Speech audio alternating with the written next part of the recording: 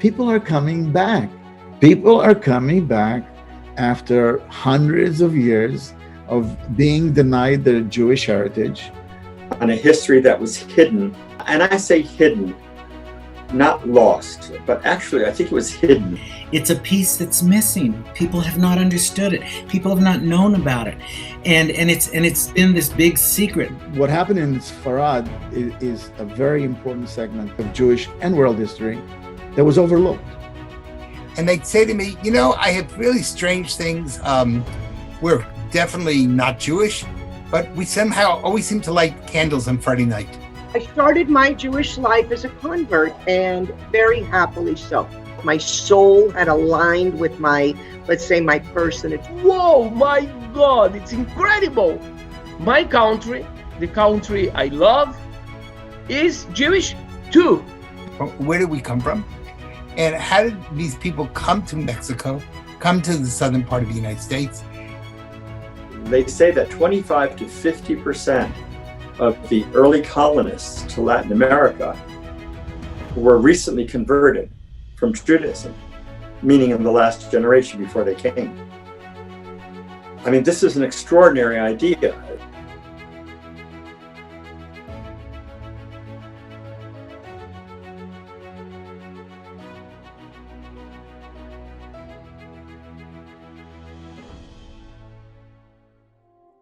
The word Sepharad in Hebrew literally means Spain.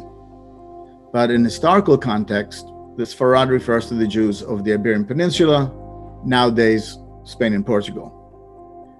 So when I first discovered the story of Sepharad, I realized that it was a monumental, far-reaching segment of Jewish and world history with profound consequences. As an example, in the year 711, the Moors, which were Muslims from North Africa, attacked and conquered southern Spain, the region we now call Andalusia. The Muslims, being Semites, were more accepting of the Jews and allowing them to practice their religion openly. In fact, more interesting is that the Muslims actually collaborated with the Jews, often placing them in important and high-ranking positions. This harmony created the period we call the Golden Age, a period of enlightenment, prosperity, a time when the Iberian Peninsula became a thriving center, cultivating Jewish philosophers, poets, scientists. But this golden age ends when the Christian kingdoms reconquer southern Spain, leading to the end of the Moorish era, and brings back a ruthless period of oppression, persecutions, and mass massacres of the Jews. During these massacres, thousands of Jews were killed, thousands fled, and thousands were forcibly converted. To my understanding, during the 350 years of the Inquisition in Spain, 3,000 people were executed for Judaizing. But they weren't interested in killing people. They were interested in making them true Christians. That was really the goal, making them true Catholics. Whereas the Holocaust, of course, was the annihilation of the Jewish people. The Inquisition was the annihilation of the Jewish faith. And Jews had basically two choices, many of these people. One was to accept death. One was to run away. And many people, they fled to Portugal. Some went to Turkey. Some were captured, and some got to Morocco, where there's still a Jewish community. But the great majority went to Portugal, which was across the border. The Spanish Inquisition was interesting, particularly about that, and the Portuguese Inquisition. And what many people don't know, which we discussed in the film, Columbus set sail the very same week that the Jews were forced to leave Spain. The Nina, the Pinta, the Santa Maria were in the harbors with ships filled with Jews fleeing for safety. And most people have no idea. Crypto-Jews and converses are used intermittently. To be sure, they are both describing Jews that were converted to Christianity. Crypto-Jews refer to those who converted but try to hold on to their Jewish traditions in secret. These crypto-Jews had to live double life, Christians by day and Jews by night or in hiding. And of course, crypto-Judaic studies, the crypto-Jews, the diaspora was all over the world. I mean, it wasn't just New Mexico or Brazil or Mexico or Morocco.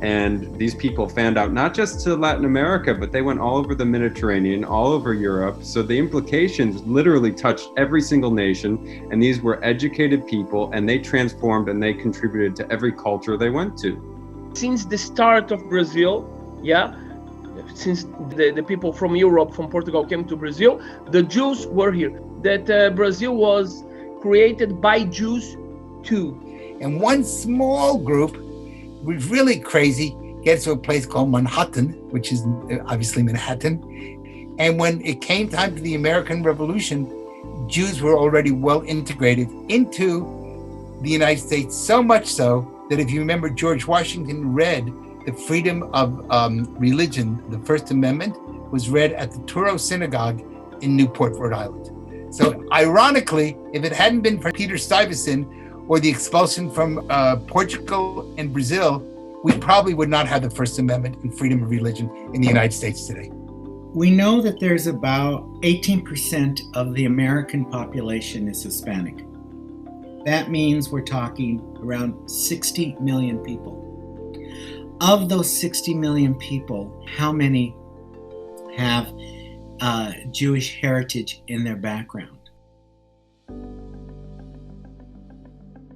I discovered that the descendants of those Jews are still alive. Okay, it's sure that they are still alive, but as Jews.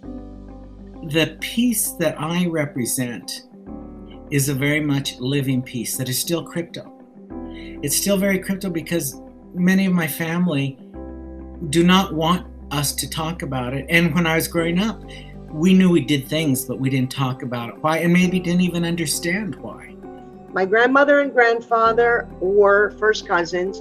My grandmother had taught me a lot of customs as I was growing up, always in the kitchen. And I was taught these, and it never occurred to me that they could have been Jewish at some point. I don't know why it didn't occur to me. And Mom showed up with a little box and said, your grandmother wanted this to give to you on the day of her death. So on that morning, when I opened the box and I see she left me Star of David earrings and a Hamsa box, and I said, oh my gosh, just something incredible, because I think she was trying to tell me that they were always Jews. And why she didn't verbalize this to me, I have no idea. And because being Jewish was such an incredible, amazing pride and joy for me, I decided that, you know what, I'm going to research my heritage.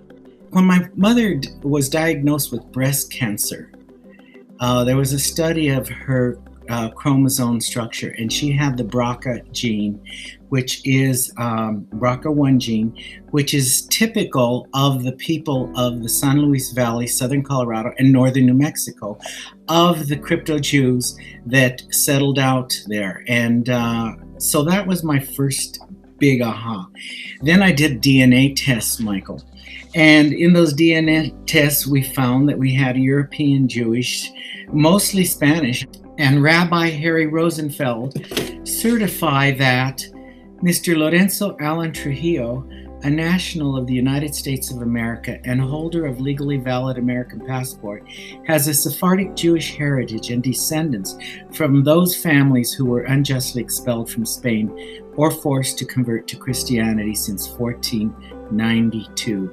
Pack up everything. I go back to Israel. It takes them 2 years to translate everything into Hebrew. I finally get a letter back stating from the Beit Din Gadol, the large rabbinical court in Israel, stating that God had brought me to this place in a very roundabout way, and that no one could ever question that I was born Jewish, that all my ascendants and all my descendants would be Jewish, are Jewish, and that there is no question that I am a born Jew. I know some people always ask me, Lorenzo, isn't there a conflict when you go into the Catholic Church? No, because Jesus was a Jew.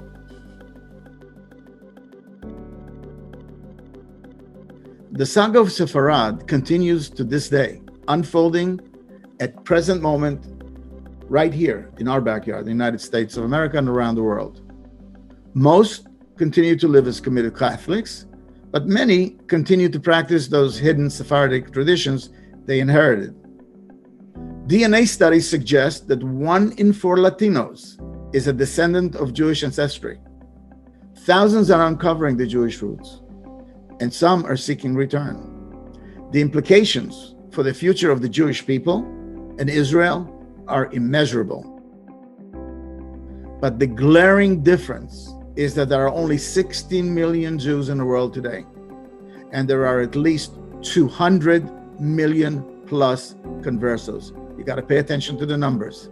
16 million Jews in total, and we have at least 200 million and probably more conversos.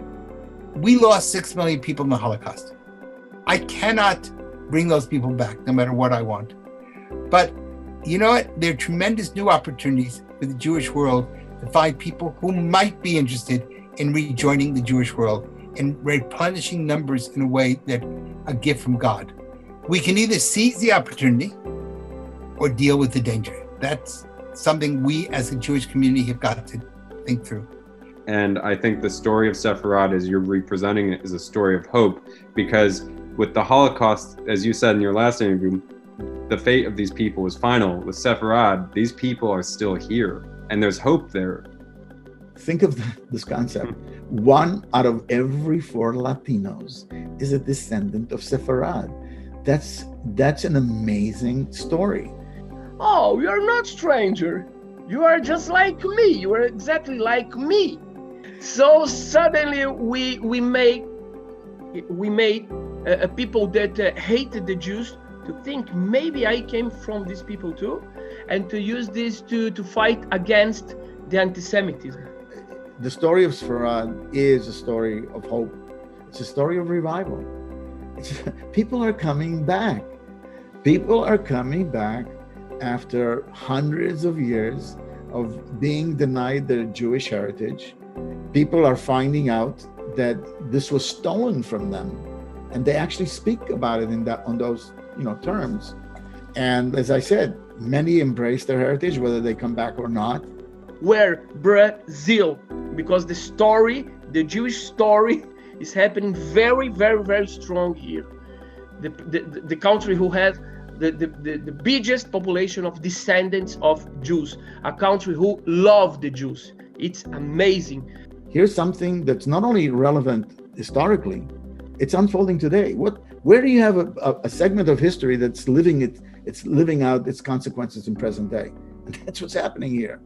I believe that in 100 years from now, or maybe less, when we look back at history, this story that's unfolding now is going to be a pivotal part of Jewish history.